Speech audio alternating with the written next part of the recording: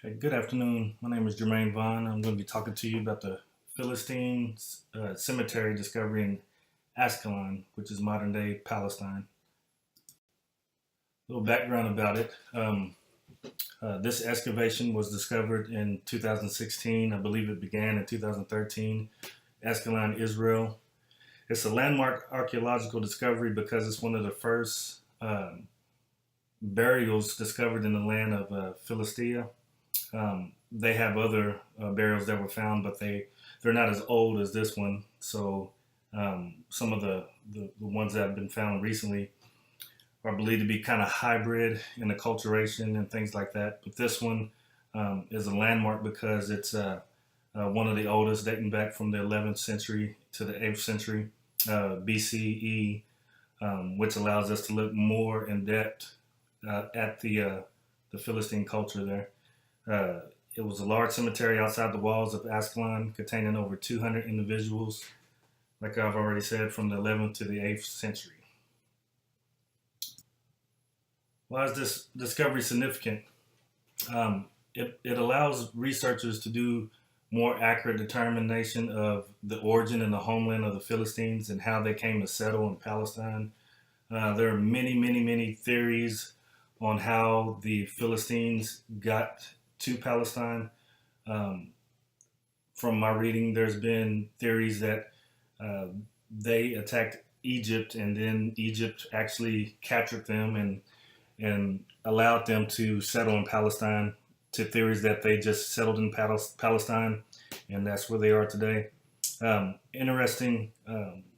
In Genesis 10 and 14, it suggests that uh, the Philistines are from anywhere from Upper Egypt, Libya, Crete, Cyprus, or Asia Minor. Um, and we know that because it says they're from Pathrusim, Casluhim, and Catharim.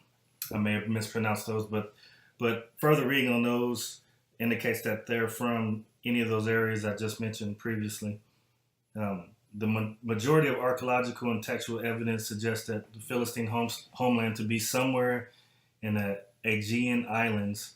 That could be anywhere from Crete to Cyprus, as I stated before. Why is the discovery significant? Continued. Um, in the Temple of Ramses, it documents a battle with the Philistines and refers to them as the Peliset, which is the pretty much the sea people.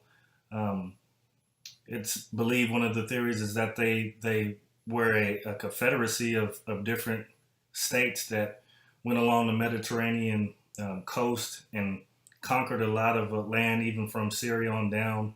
And when they got to Egypt, they were actually pushed back in the Temple of Ramses III. It documents that battle.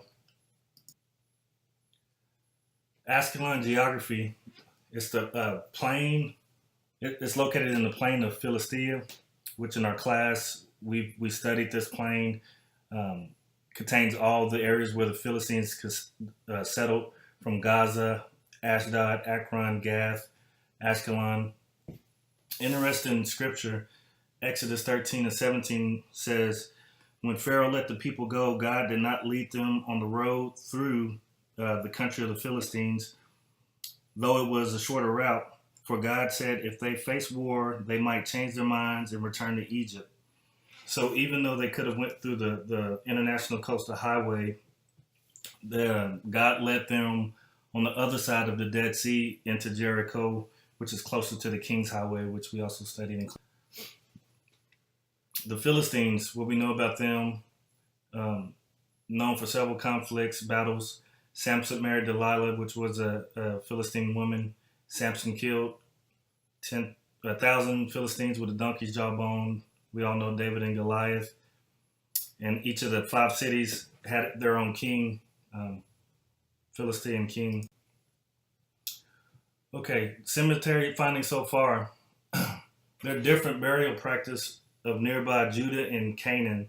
Um, uh, in Judah and Canaan, they were known to put their people in a like a tomb or a chamber, and then a year later come and get the bones and kind of do a second burial for them.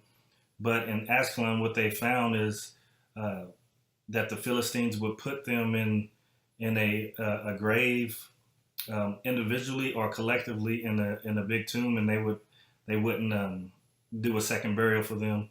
If you look at the picture on the lower right corner, you'll see a juglet next to the skeleton's nose, and that's one of their practices. What they would do, which was different from all the surrounding cultures around them.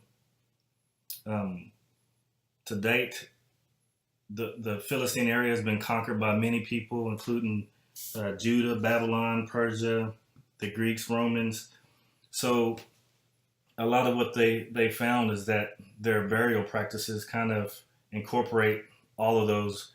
But I don't think that's an indication that of any acculturation. I think that's maybe an indicator of in the beginning they were a confederacy of different states.